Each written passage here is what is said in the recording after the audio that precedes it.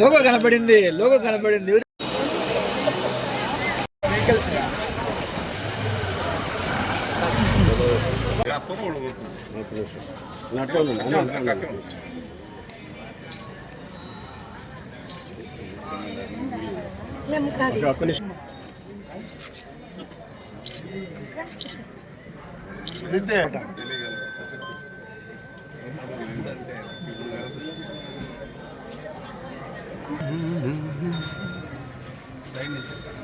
సరిగండి పెద్దగండి.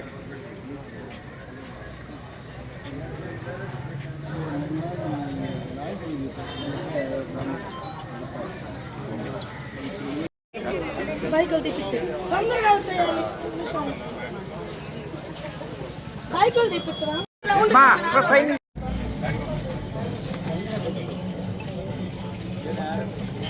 చేయబెట్టద్దు.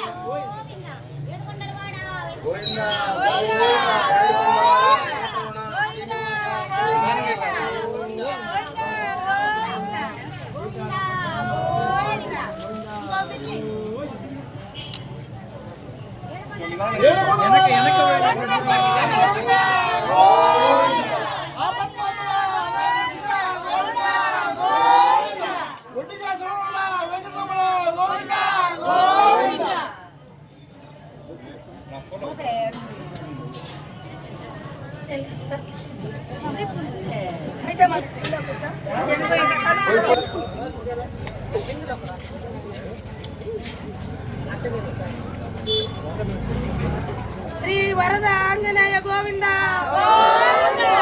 శ్రీ ఆంజనేయ వరద గోవింద, శ్రీ ఆంజనేయ స్వామి ఏడుకొండలవాడ. మీ అందరికీ నేను తెలిసి తెలియక తప్పులు కానీ చేసి ఉంటే మీ గోవింద నామం కోసం నేను చేసిన ఈ దీక్షలో ఏదైనా తప్పులు కానీ జరిగి ఉంటే దయచేసి క్షమించాలని చెప్పని మనస్ఫూర్తిగా వేడుకుంటున్నాను స్వామి.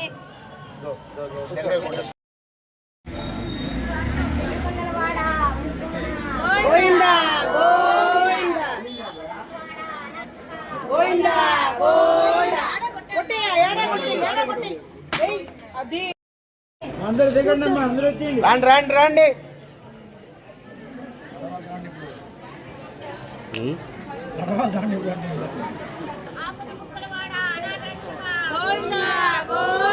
ఏడుకొండలవాడ వెంకటరమణ గోవింద, గోవింద శ్రీనివాస వెంకటేశ నీలాల రక్ష గోవింద, గోవింద హరి గోవింద గోకుల నందన గోవింద, గోవింద హరి గోవింద. ఏడుకొండలవాడ వెంకటరమణ బాంధవుడా అనాథ రక్షక గోవింద, గోవింద ఏడుకొండలవాడ వెంకటరమణ గోవింద, గోవింద.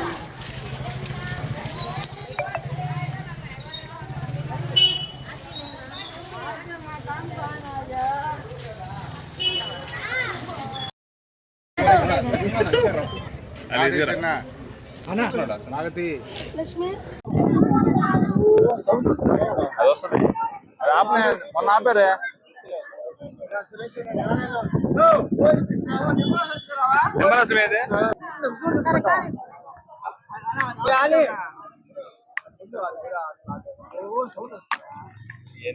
ఓం నమో వెంకటేశ. ఈరోజు 3 రోజుల క్రితం హిందూ మతాన్ని కించపరుస్తూ వైసీపీ నాయకులు చేసే రాజకీయ స్వలాభం కోసం గోవింద నామములను అన్య మతస్థులతో వక్రీకరించి అపహాస్యం చేస్తూ పాడినందుకు నిరసనగా హిందువుగా నా మనోభావాలు దెబ్బతిని నా మనసు కష్టంతో ఏ పార్టీకి సంబంధం లేకుండా నాకై నేను ఇండివిడ్యువల్ గా హిందువుల ప్రతినిధిగా నా వంతుగా నేను ఒక అడుగు ముందుకు వేసి 24 గంటలు ఉపవాస దీక్ష చేసి 24 గంటల తర్వాత ఇక్కడే పసుపు నీళ్లతో స్నానం చేసి ఇక్కడ శ్రీ సంతపేట ఆంజనేయ స్వామి గుడి దగ్గర నుండి రంగనాయకులపేట వెంకటేశ్వర్ల స్వామి గుడి వరకు కూడా చెప్పులు కూడా లేకుండా పాదయాత్ర చేసుకుంటూ వెళ్ళి వెంకటేశ్వర స్వామికి దండం పెట్టుకొని, స్వామి మీరు కటాక్షించండి, పాపులని క్షమించండి, చాలా మంది మీ నామాలను అపవిత్రం చేస్తూ వాళ్ళు స్వలాభం కోసం వాడుకుంటున్నారు అని అక్కడ దీక్ష విరమణ చేయబోతున్నాను. కాబట్టి నేను చెప్పేది ఒకటే, రాజకీయంగా చేయండి.